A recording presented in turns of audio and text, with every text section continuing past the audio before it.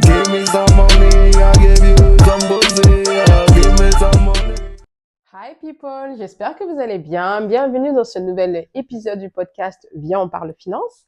Le sujet du jour, ça va être l'astuce économie. Donc aujourd'hui, je voulais comme partager quelques tips avec toi sur comment aussi, parce qu'aujourd'hui on sait très bien que l'argent c'est le nerf de la guerre, ok. Euh, Quand il y a des tendances des réseaux sociaux entre il faut faire ci, il faut faire ça, pour paraître plus en santé, plus actif, plus bref, je sais que les réseaux sociaux aussi et la vie, la société nous poussent à vouloir trop dépenser, tu vois. Et je me suis dit, bah écoute, ce serait peut-être intéressant de voir comment est-ce que tu peux t'en sortir à moindre coût, en fait, tu vois, sans pour autant que tu t'endettes, tu te ruines juste pour paraître nickel chrome devant selon selon ce que la société nous dicte entre guillemets, tu vois. Donc moi les petits tips que j'ai pu constater depuis que je vis à Montréal et que même que j'avais vu aussi quand je vivais en France et toi à Paris. Donc les tips, il faudrait que tu puisses voir si ça correspond à ta réalité selon la ville et la région dans laquelle tu vis. Mais voilà, donc je vais te donner des petits tips. Donc déjà, tout d'abord, je voulais aussi te remercier de continuer à me soutenir dans ma démarche de podcasteuse. Je sais que ce n'est pas évident, on est très très nombreux sur la stratosphère des podcasteurs là, et donc ouais, je trouve que c'est bien de pouvoir euh, te remercier parce que quand même, on est bien d'accord que tout seul, on peut pas aller bien loin, en fait, tu vois. Donc, merci encore une fois de m'encourager et de me soutenir. Ça me touche énormément. Donc, merci, merci, merci beaucoup. Donc, sans plus tarder, les petits tips que j'ai pu voir. Déjà, premièrement, quand vous venez dans un nouveau pays ou pas, essayez de voir ce que la ville propose. OK? Par exemple, il y a la ville qui va proposer des activités gratuites. Là, je te parle, on est en hiver ici à Montréal. Il y a beaucoup d'activités gratuites dans le quartier des spectacles. Sinon, toi, ça va être la patinoire gratuite. Mais si tu n'as pas de patin, tu vas payer la location des patins. Il y a aussi les glissades gratuites ou bien à moindre coût. Tu vois, il y a plein d'activités que la ville propose. Ça, je l'ai déjà vu à Paris. Il y en a beaucoup. Que ce soit les associations, que ce soit aussi l'association soit de la ville, l'association du quartier, parce qu'il y a ces deux choses totalement différentes. Donc, moi, je te conseille aussi de voir ce que la ville te propose pour pouvoir justement bénéficier de ces activités-là, de leurs services. Et je sais que, bah, écoute, moi, à un moment donné, là, justement, en 2023, j'étais un peu dans ma phase où je voulais comme explorer la ville. Et crois-moi que c'est quand tu fais justement des activités un peu gratuites que tu vas aussi connaître une autre facette de la ville, tu vois. Par exemple, ici à Montréal, toutes les piscines sont gratuites. Les piscines municipales, elles sont vraiment gratuites. Tu ne payes strictement rien. Que ce soit des piscines intérieures ou extérieures. Ça, c'est très bien. Parce que je sais qu'à Paris, justement, tu payes l'entrée. Après, s'il y avait, à un moment donné, en tout cas à mon époque, il y avait le système des cartes carte Paris Famille pour les familles nombreuses. Donc ça, c'était gratuit pour nous. Donc ça, en vrai, j'ai pas eu trop ce problème de pouvoir bénéficier de la piscine ou autre. Mais quand même, tu vois, si tu fais partie, tu n'étais pas dans une famille nombreuse ou bien tu es juste une personne qui est en train de découvrir un nouveau pays, essayez vraiment de vous diriger vers les structures que la ville propose ou le quartier propose. Crois-moi, tu vas être extrêmement étonné de ce que, des plusieurs facettes que ça pourra te montrer et tu auras aussi des facilités, soit pour ta recherche d'emploi, ta recherche de logement. La ville propose beaucoup de choses, donc ça, c'est très, très bien. Le point numéro 2 que je trouve quand même qui est assez intéressant et important aussi, c'est si jamais tu travailles dans une entreprise qui propose euh, une mutuelle, donc une assurance, comment ils appellent ça, assurance sociale ici, euh, profite un max. Parce que dis-toi que si l'entreprise le fait, c'est-à-dire que tu payes aussi une partie, et ce serait tellement dommage de ne pas pouvoir bénéficier des services que tu payes en fait au final, parce qu'on n'a qu'à se dire la vérité. Moi, pendant longtemps, j'étais la fille, non, je refuse. Enfin, je vois pas l'intérêt d'utiliser ça, je vois pas l'intérêt de faire des massages, je vois pas l'intérêt de faire cinéma. Tout le temps. Non, je bénéficiais aucunement de que ce soit ma mutuelle ou bien l'assurance sociale du travail. Je n'en bénéficiais pas du tout. Parce qu'en même temps, faut pas oublier que bah, un humain évolue, ses objectifs, ses envies, ses besoins n'étaient pas aux mêmes endroits et tout. Mais là, aujourd'hui, comme je suis vraiment dans une démarche bien-être self-care en abondance, bah, je regarde sur quoi est-ce que je peux bénéficier et en sachant que, en tout cas, dans ma mutuelle, moi, j'ai pris le top. Il y avait bronze, argent et or. Moi, j'ai pris l'or parce que je voulais pas comme être embêtée pour la suite. Et j'ai envie de bénéficier pleinement de ce que je peux avoir avec grâce à ma mutuelle en fait, tu vois. Et aujourd'hui, j'ai un rendez-vous mensuel avec ma massothérapeute. Je ouais, depuis octobre 2024, tous les mois, je pars me faire masser. Tous les mois. Oui, quand tu dis, ouais, je me fais masser, il y en a, ils vont dire, oh, c'est un luxe et tout. Mais non, je paye. Ils déduisent un montant sur mon salaire à chaque paye, je paye. Et en plus, bah, si on me rembourse, donc, dans la démarche, c'est comme si tu n'avais jamais payé, en fait. Je sais pas si tu vois ce que je veux dire. On te rembourse toujours un montant. Donc, par exemple, massage, on couvre à 100%. Mais bien évidemment, ils ne prennent pas en compte les tips. Donc, si tu donnes des tips, ce sera pour ta pomme et c'est tout. Et donc, du coup, si tu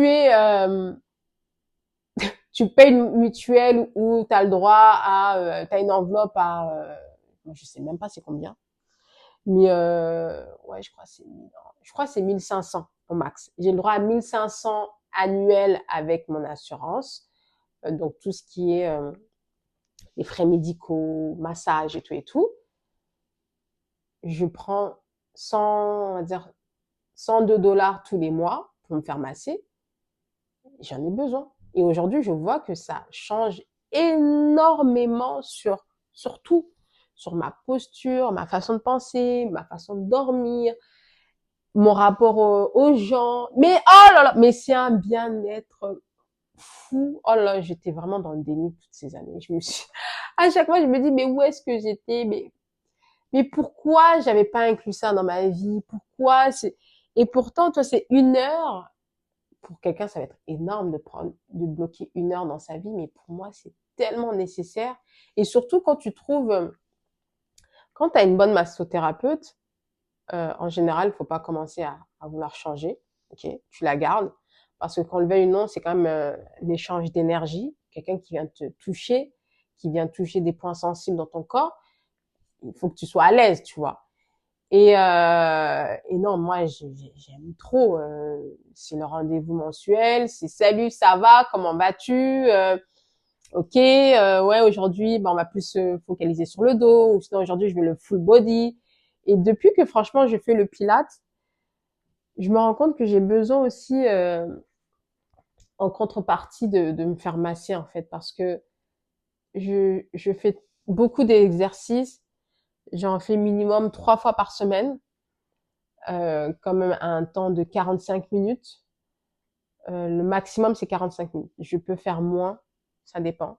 Le moins, ça va être 15 à 20 minutes. Encore une fois, ce n'est pas le temps qui fait la chose, c'est vraiment, moi, j'ai juste besoin d'être en maintien. Je me dis, ok, je me bloque 20 minutes tous les soirs ou tous les jours pour me faire mon sport, bien-être, d'étirement et tout. C'est nécessaire. Donc, ne serait-ce que quand tu fais du Pilates, c'est vraiment un mélange entre le yoga et du fitness. Parce que quelquefois, tu fais des exercices avec des poids. Donc, quand tu fais ça, on te dit de travailler les abdos, les obliques et tout, le dos, le fessier. Oh my God. Ah, le lendemain, t'es courbaturé de partout, t'es cassé. Et quand justement, t'as une professionnelle qui est là pour comme détendre ton muscle, tes ligaments et tout, oh my God, c'est tellement un luxe. Mais un luxe qui est abordable et qui est aussi à portée de main de tous en fait. C'est pour ça que j'insiste vraiment, regarde avec ton assurance du travail si tu peux jouir de ce genre de service et tout, parce que ça va être bon en fait à la longue. Moi, je sais qu'aujourd'hui, euh, ça m'aide beaucoup. Ça m'aide beaucoup et c'est bête à dire, mais ne serait-ce que d'avoir des professionnels qui vont te dire, il faut que tu corriges ta posture. Ça travaille aussi sur ta confiance en toi. Maintenant, quand tu marches dos droite, euh, tu marches fièrement, tu ne te caches plus. Et on ne dit pas il faut que tu bombes le torse tout le temps non plus, hein, c'est pas ça. Mais quand tu marches avec assurance, avec confiance, oh, mais c'est trop bien. En fait, tu vois la vie. Moi, j'ai tout le temps des lunettes roses, donc je vois la vie du bon côté de la chose. Je suis toujours enjouée, toujours contente. Je suis comme ça. Et je sais qu'à un moment, j'avais comme une période un peu down. Je broyais un peu du noir. J'étais un peu renfermée sur moi. Ah ouais, mes lunettes roses, elles ont disparu, hein. J'avais des lunettes totalement grises, un peu ronchon, un peu aigri et tout. Waouh, depuis que j'ai commencé à mettre, tu sais, des plans d'action sur gérer mes finances. Et en plus, le pire, c'est qu'il y a plein de choses, c'est relié. Gérer ses finances, savoir comment dépenser son temps intelligemment, comment jouir des services que la ville possède ou bien que ton entreprise possède. Oh my God, c'est un autre level, hein. C'est clairement un autre level. Et moi, ça, pour le coup, j'aime beaucoup. J'aime beaucoup. Et donc voilà, donc ça c'est des astuces qui peuvent t'aider de voir comment est-ce que tu peux te faire rembourser et si ça peut t'encourager au début de dire que ça va être un rendez-vous mensuel entre toi et toi, c'est vraiment un moment pour toi. Euh, il y a d'autres astuces comme le fait est aussi de faire une liste. À chaque fois on se base sur dire faire une liste pour les courses alimentaires seulement, mais non, fais une liste à peu près pour tout, que ce soit pour du shopping euh, mode ou bien pour tout ce qui est cosmétique et tout, fais-toi une liste. Là, aujourd'hui, je me rends compte que le fait de faire une liste m'aide énormément sur mes achats. Chez moi, j'ai plus beaucoup, mon dressing n'est plus aussi étoffé qu'avant. Ah ouais, non, quand j'habitais à Paris, j'en avais, mais ça a débordé de partout. Ça a débordé de partout. C'était horrible. Il fallait pousser, c'était le chaos, le chaos, le chaos, le chaos. Mais aujourd'hui, mon dressing se limite clairement à mon armoire qui est dans mon placard dans la chambre et le placard qui est à l'entrée. À l'entrée, c'est plus des vestes. Et les vestes, j'en ai pas beaucoup. J'ai vraiment un essentiel. C'est genre un manteau d'hiver qui va jusqu'à -30, un manteau mi-saison, une veste en cuir, une petite veste en daim, là, tu sais, les façon aviateur, mais vraiment un peu plus cute, une veste en jean. Et après, j'ai que des vestes costumes, là, pour le boulot et tout. Et j'ai 2 gilets, après un gilet de sport, et c'est tout. Voilà, ça s'arrête à là. Et même quand je le dis, je suis étonnée parce que d'habitude, j'ai toujours deux, trois trench, j'ai toujours 4, 5 manteaux de saison et tout. Non, non, mi-saison plutôt. Là, non, c'est vraiment à l'essentiel. Et dans ma chambre, ben, je mets sur les cintres mes pulls, tu sais, les pulls un peu fins. Je mets aussi sur cintre les débardeurs fins, fins, fins. Et après, je mets les jupes, les pantalons, les robes. Ça, c'est sur les cintres et tout. Et donc, déjà, rien que ça, c'est pas beaucoup. Et ma devise, c'est si j'en achète un, je m'en sépare d'un. J'ai pas envie de m'encombrer avec les affaires. Si je m'achète un nouvel article, je dois me séparer d'un autre article. Et crois-moi que quand tu penses comme ça te limite, ça te freine dans tes achats parce que tu dis, bah, j'ai pas envie tout le temps de m'acheter des trucs, j'ai pas envie tout le temps de me séparer de mes affaires. Surtout que s'il y a des classiques, c'est des classiques. Mais il y a des vêtements, par exemple, que t'as pas porté pendant un an, bah, tu te remets en question. Tu dis, écoute, est-ce que j'en ai vraiment besoin? Oui, je garde. Non, je m'en sépare. Et ça m'a aidé. Par exemple, il y a une robe, je trouvais ça très beau, très sexy, très joli, mais ça correspond plus avec la Mimi d'aujourd'hui, en fait. Donc, non, je m'en suis séparée. Ça m'a pas fait mal au cœur parce que justement, je vois ma garde-robe, elle me correspond plus. C'est plus la Mimi actuelle, la Mimi qui est sûre d'elle, la Mimi qui est fière de son corps, qui est fière de l'émouvoir au cours de pilates, à la natation ou autre. Donc non, ça aujourd'hui, tu sais le truc de on sait jamais, non, non, tu mets ça de côté. Déjà cette façon de penser, j'arrête, j'ai arrêté parce que ça déjà ça encombre ton armoire, ça encombre euh, ton visuel. Là, tu vois qu'il y a quelque chose qui est chargé. Non, ça encombre tout. Et aussi, ça encombre ton cerveau en disant, ah, on sait jamais. Non. Le jour où tu perdras du poids, bah, tu t'achèteras tes habits en conséquence. Le jour où tu prendras du poids, tu achèteras tes habits en conséquence. Mais dire que je garde ça en stock, non, ça n'en vaut pas la peine. Pour moi, c'est une liberté d'esprit, en fait, que j'ai aujourd'hui. Donc voilà. Donc dis-moi aussi en commentaire si toi tu as d'autres tips pour pour faire des économies parce que j'imagine il doit en avoir tellement, tellement. Mais en tout cas là, ce que je t'ai donné, c'est les 3 plus gros importants que j'utilise quotidiennement et que je voulais partager ça avec toi en fait. Donc dis-moi si justement, c'est quoi tes autres